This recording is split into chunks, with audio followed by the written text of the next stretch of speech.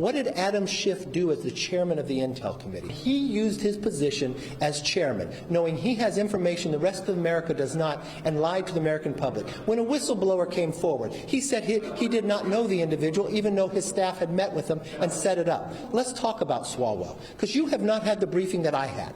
I had the briefing and Nancy Pelosi had the briefing from the FBI. The FBI never came before this Congress to tell the leadership of this Congress that Eric Swalwell had a problem with a Chinese spy until he served on Intel. That was House Speaker Kevin McCarthy defending his decision to block Adam Schiff and Eric Swalwell from the House Intelligence Committee. Schiff responded, slamming the decision as a political stunt. Here's Adam Schiff. It was a fundraising gimmick on the one hand, but more seriously, this is Kevin McCarthy's way of getting and keeping the votes he needs to be Speaker. It's going to breed distrust in the intelligence community. They're not going to want to share information with Congress that we need to make good decisions. Wow, Adam Schiff talking about distrust. Joining me right now is Tennessee Congressman and the chairman of the Homeland Security Committee, Mark Green. Congressman, it's good to see you this morning. Thanks very much. Our audience remembers during the whole Russia collusion lie that went viral across the world when Adam Schiff was the chairman of the Intelligence Committee, and he had to be seeing the same things that Devin Nunes, the ranking member, were seeing, and yet they had completely different stories. Devin Nunes says that there was no evidence of any Russia collusion, but Adam Schiff went on TV and said that there was Russia collusion in plain sight. Is that one of the reasons Kevin McCarthy is not keeping him on the Intel Committee? Yeah, absolutely, Maria. I mean, it's a bold-faced lie to the people of America, and it propagated this whole Russia collusion thing that turned out to be a farce, perhaps even perpetrated by the Russians, and they fell prey to that. But, you know, so the only people that are political is Adam Schiff, and he doesn't belong in that position or on that committee. And just to be clear, Eric Swalwell was having an affair with a Chinese spy, right? Fang Fang? Yeah, that's correct. You know, he had an affair with a known Chinese spy. I mean, do you want to put that person on Intel? He couldn't get a security clearance in the Army right now. So there's no way he should be on the Intel Committee. Well, let's talk about Homeland Security. Of course, your committee, 20 GOP states led by Texas are now suing the Biden administration over the expanded humanitarian parole program.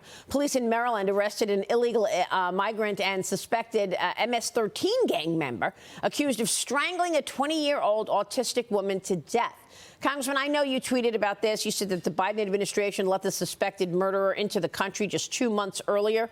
What happened here? So we basically have an open border, Maria, and the gotaways. If you look at just the gotaway, well, let's talk about the encounters. These are, 4.3 million people since he's been president. Just in the last 3 months, we're averaging about 2,300 known criminals that are apprehended. Now, look, 1.2 million people we know avoided CBP. And why would you want to avoid CBP right now? You just get to come into America. So the people who, this 1.2 million, and in the last 3 months, almost 7,000 people, known criminals, and this is exactly what's going to happen. This president is killing Americans, 107,000 fentanyl deaths, killing migrants, 1,413 dead migrants. It's now up to 1 or 2 a day per the ranchers we're talking to.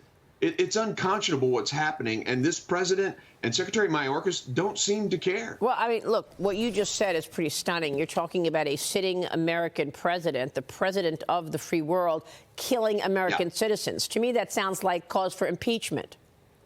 The blood is on their hands. It's on Mayorkas's hands, especially because he's the man who has been tasked by Congress in the laws written by our legislative branch that he shall do and detain certain groups of people. The laws are very clear on this, and they're just ignoring it in memoranda that he puts out and says, no, we're going to do it a different way. It's unacceptable, and I'm looking very much forward to having Mr. Mayorkas come to the committee. So when is that going to happen? So we've got to get organized, hire some staff. We're working on that. I think our first action is get to the border, and we're going to do what I call a border boot camp for all our new members, and that's going to happen in February. We'll have a hearing on the border in March, and I think by that time we'll have the emails that we're requesting and all the evidence that we're requesting from the department, and we'll go after Mayorkas starting in April. All right, Todd Pyro, jump in here. And Mark Green's tweet says there's 1.25 million people have evaded apprehension at the southern border. That's more than the population of South Dakota. Let that sink in. Yeah, Todd. Congressman, great to speak with you. Look, it's weird to say courts are not political, but I look at this and say the only way we can get a non-political solution to this problem is through the courts. And that's why I think this lawsuit is a really good first step. So Democrats are going to do their thing, specifically President Biden. Republicans are going to fight that. Are you confident that the court system will actually solve the immigration problem, specifically with regard to this lawsuit? And do you see this lawsuit ultimately ending up at a Supreme Court?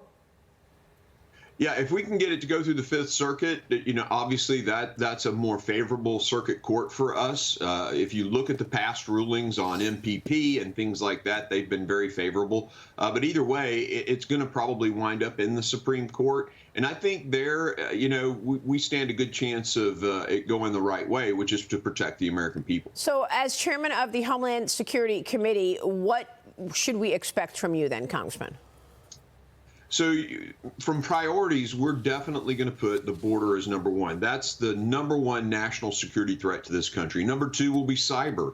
I mean, we have a huge cyber border in this country. And if you look at the hits, for example, the solar winds and the Colonial Pipeline hit, if you look at private sector and government costs, it was about $100 billion cost to this nation. And that was from Russia. So there's a huge issue there.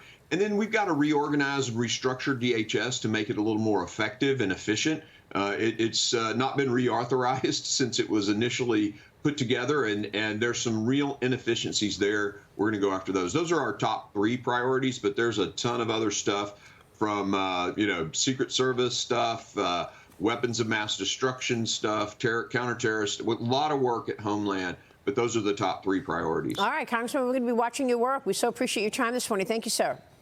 Thanks, Maria. All right, Congressman Mark Green, good to see you.